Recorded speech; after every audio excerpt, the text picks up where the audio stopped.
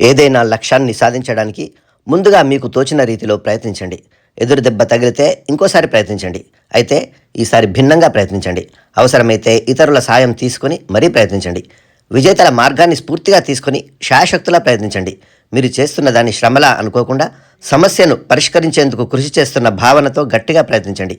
అలా విజయం సాధించే వరకు ప్రయత్నిస్తూనే ఉండండి. Billie Jean, content creator.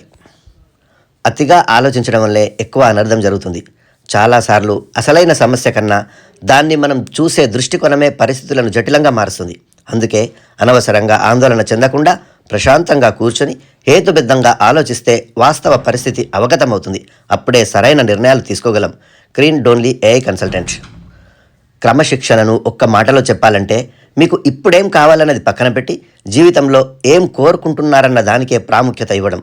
క్రమశిక్షణను అలవర్చుకున్నప్పుడే తాత్కాలిక కోరికలను జయించి మెరుగైన భవిష్యత్తు కోసం పనిచేయగలం. చాలామంది క్రమశిక్షణ వల్ల స్వేచ్ఛను కోల్పోతామనుకుంటారు. కానీ క్రమశిక్షణ లేని వారే ఆకర్షణలకు, వ్యసనాలకు బానిసలుగా మారుతారు. రాజశమాని, పాడ్కాస్టర్.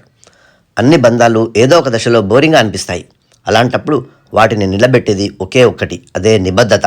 ప్రేమ అనే భావన కన్నా అది ఉన్నతమైనది. సరదాలు, సంతోషాల్లో మాత్రమే తోడుండటం కాదు, క్లిష్ట పరిస్థితుల్లోనూ వెన్నంటి ఉంటూ భావోద్వేగపరమైన మద్దతును అందించడమే అసలైన బంధానికి నిర్వచనం. లెవిస్ హోవెస్, రచయిత. వినడం ఒక పెద్ద పని. పక్షుల కిలకలలు ఎలా వింటామో అలా ఏ అభిప్రాయం లేకుండా మనుషుల్ని వినాలి.